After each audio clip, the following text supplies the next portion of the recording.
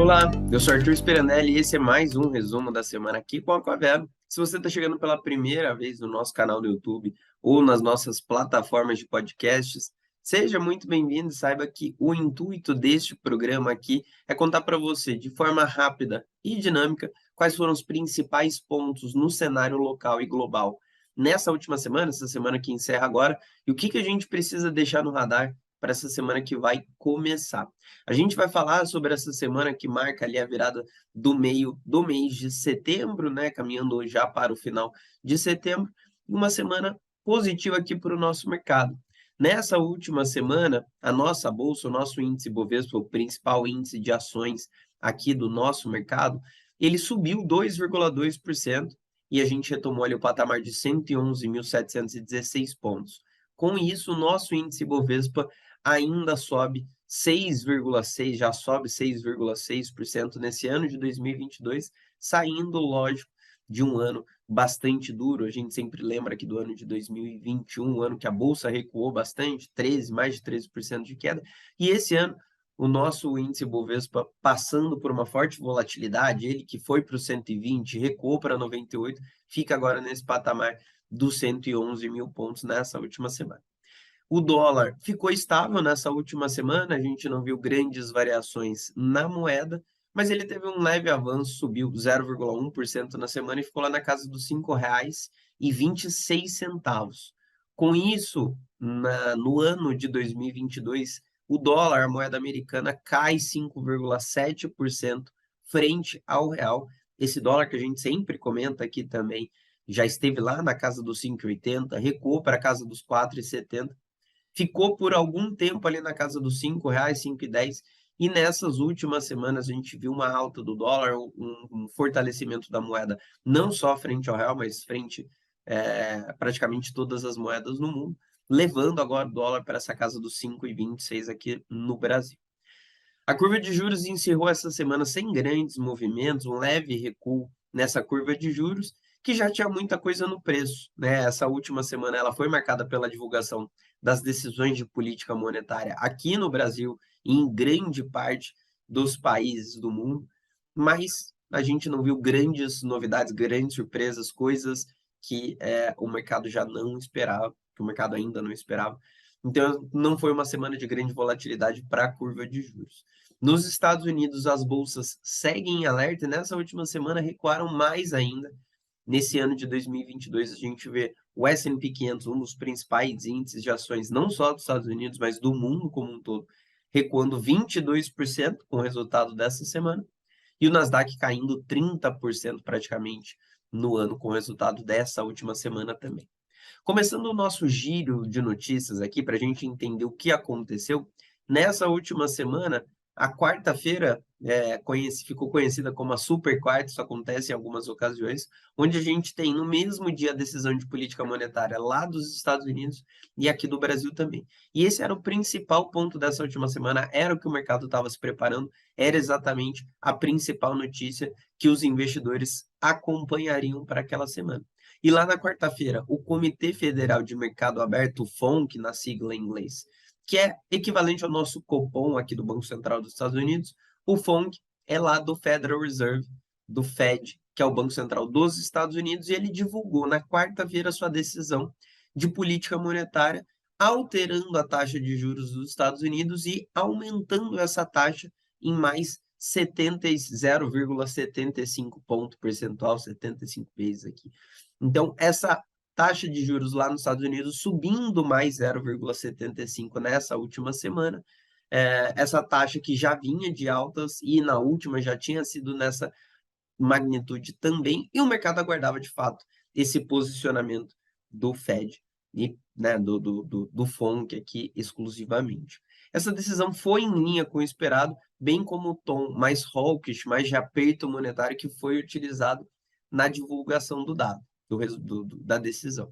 O FONC também atualizou suas estimativas, tanto para esse ano quanto para os anos seguintes, com destaque para a revisão do crescimento para baixo. Agora, a perspectiva, a estimativa de crescimento dos Estados Unidos da atividade é de 1,7%, caindo para 0,2%. Segundo o economista do BTG Pactual, Arthur Mota, O FONC também subiu a estimativa de juros em 2022 para 4,4%, e de acordo com o Mota, o presidente Jerome Powell deu destaque para a preocupação com a inflação nesse momento por lá. Com isso, o mercado já registra suas apostas para a próxima alta dos juros, que será divulgada pelo Fed na reunião de novembro. A gente teve também decisão de política monetária em vários outros países do mundo. Nessa semana foi uma semana realmente marcada por esse assunto, e esses países, a grande maioria, passando pelo mesmo problema dessa inflação mais alta e mais persistente. A gente teve o Banco da Inglaterra, o BOE, anunciando um aumento de 0,5 ponto percentual na taxa de juros, levando ela para 2,25%, um aumento menor do que o dos Estados Unidos. O BC da Suíça elevou sua taxa em 0,75 ponto percentual, decisão parecida, né? Na verdade, igual com a dos Estados Unidos, e o da Noruega subiu em 0,5 ponto percentual. O Banco Central do Japão, o BOJ, manteve inalteradas as taxas de juros e entrou no mercado de câmbio comprando ienes pela primeira vez em 24 anos, após um recuo da moeda com a confirmação dos juros baixos por lá.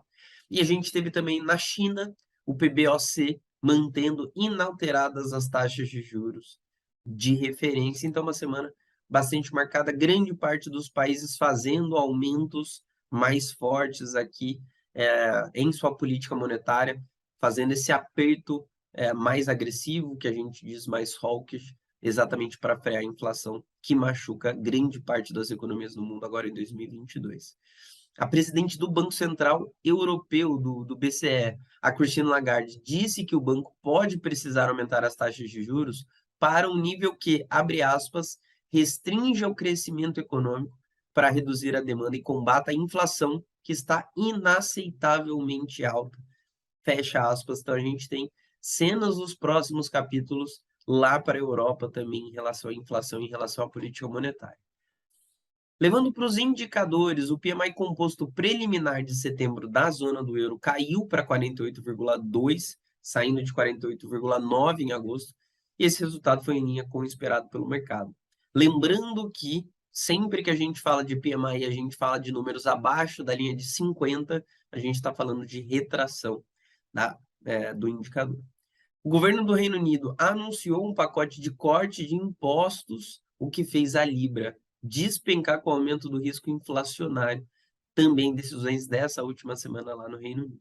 Por lá, a confiança do consumidor, o GfK, caiu para menos 49 em setembro, saindo de menos 44 em agosto.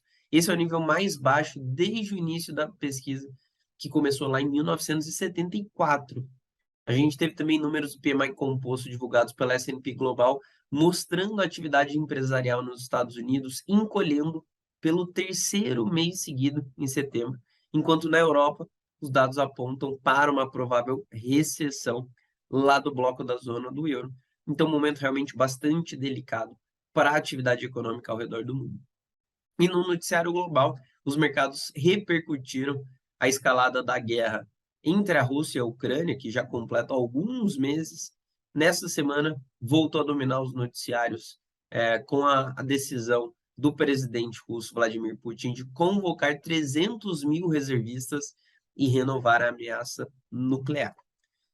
Terminando essa volta ao redor do mundo aqui, trazendo para o Brasil, a gente teve na quarta-feira também a nossa decisão de política monetária, aqui feita pelo Copom, que é o Comitê de Política Monetária do Banco Central do Brasil, que decidiu manter a taxa de juros, a nossa taxa Selic, inalterada em 13,75%, e com isso encerrou esse ciclo de alta que a gente viveu desde março do ano passado, quando a gente saiu de uma Selic de 2% e caminhou até esse patamar de 13,75% em repetidas altas. O BC iniciou o ciclo monetário lá no ano passado exatamente por isso, por ter feito essa antecipação, ele consegue já começar a fazer, a tirar o pé do acelerador aqui em relação à sua política monetária. Contudo, a decisão do Copom dessa última semana não foi unânime, e isso não acontecia já há alguns anos. Foram 7 votos favoráveis e 2 contrários a essa decisão de manter os juros em 13,75%.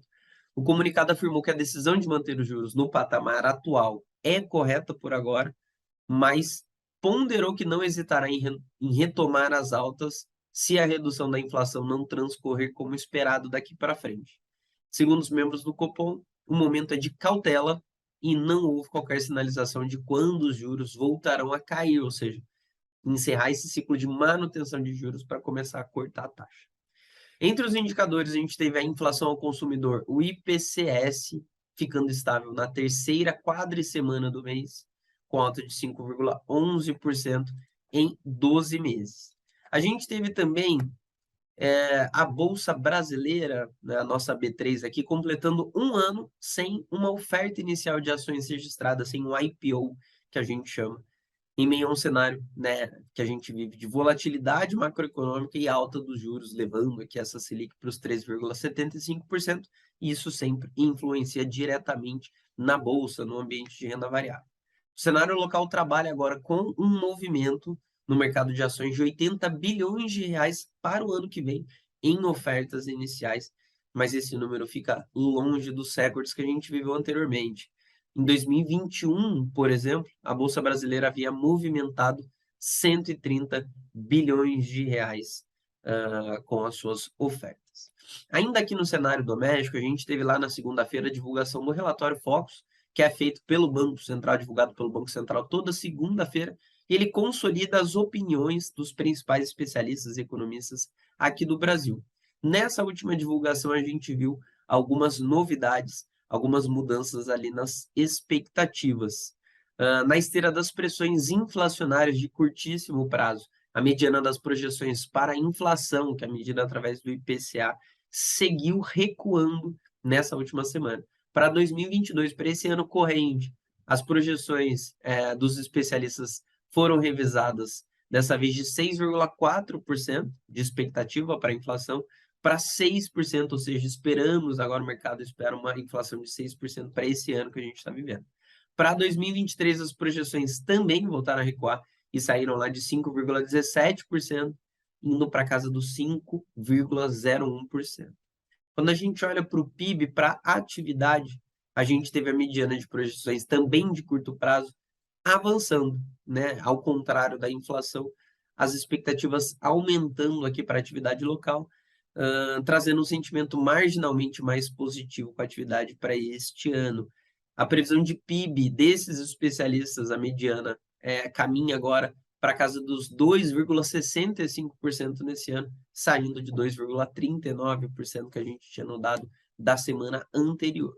E por fim, no radar corporativo, a gente teve algumas decisões da Petrobras nessa semana. A empresa anunciou uma redução de 5,7% no preço médio do diesel vendido em suas refinarias. Com isso, o valor na ponta do distribuidor vai cair 30 centavos por litro, saindo de 5,19 para 4,89. Foi a terceira queda do combustível desde o início de agosto, acumulando já um corte de 12,8% no período nas refinarias. Além do diesel, a empresa também anunciou uma nova redução para os preços do gás de cozinha. O preço médio de venda para as distribuidoras do gás GLP vai cair de 4,0265 por quilo para 3,7842 por quilo. Esse é o equivalente a R$ 49,19 pelo botijão de 13 quilos. E isso equivale a uma redução de 3,15, de R$ 3,15 pelo botijão. Esses foram os principais pontos dessa última semana, e sabendo isso agora você está super atualizado para iniciar essa próxima semana, mas é importante manter algumas coisas aqui no radar. Lá fora, olhando aqui para o cenário internacional, nessa próxima semana o destaque continuará sendo a política monetária nos Estados Unidos. A gente vai ter alguns discursos de dirigentes do Fed, a divulgação do índice de inflação preferido pelo Fed, o PCI, o deflator PCI, o PCE, que deve dar o tom para o mercado nessa próxima semana. Além disso, nos Estados Unidos, a gente tem também o dado de PIB do segundo trimestre e PMIs da China de setembro, inflação ao consumidor na Europa em agosto. Então, temos dados importantíssimos de inflação nos Estados Unidos e na Europa. A gente tem PIB nos Estados Unidos, a gente tem PMIs na China e a gente tem falas importantíssimas de membros do Fed sobre essa última reunião e divulgação. Aqui para o Brasil, a gente vai ter uma semana marcada pela reta final do primeiro turno das eleições, que já acontecem na semana que vem. Quando a gente estiver falando aqui no resumo da semana que vem, a gente já terá passado pelo primeiro turno, pelas eleições do primeiro turno. E nós teremos também a divulgação da ata dessa última reunião do Copom aqui no Brasil. Na seara de dados econômicos, o destaque no Brasil será o IPCA 15, a prévia da inflação do mês de setembro, e os dados do setor externo e de mercado de trabalho de agosto. E você não precisa esperar a próxima semana, o próximo domingo, para ficar por dentro de tudo que acontece no mercado. Nós estamos todos os dias em todas as redes sociais, no momento e no formato que você preferir, para ficar por dentro de tudo que acontece. Nós estamos no Instagram e no Telegram diariamente, te municiando de informações. A gente está no Facebook, no Twitter. A gente tem um canal no YouTube com várias playlists educativas e vários conteúdos que podem te agregar muito nos seus estudos aqui sobre investimentos. A gente está nas principais plataformas de podcast para você nos ouvir por onde você for. E nós temos também o nosso LinkedIn para contar um pouco mais sobre a nossa empresa e o nosso TikTok para levar uma versão aqui um pouco mais engraçada, mais divertida, para você ficar por dentro de tudo. Combinado? Amanhã de manhã a gente divulga o nosso Manhã no Mercado com os principais pontos para a sessão e no final do dia a gente divulga o Tocando o Sino para você saber quais foram os principais pontos do pregão e a gente segue nessa atuada durante toda a semana. Combinado? Até breve. Tchau, tchau.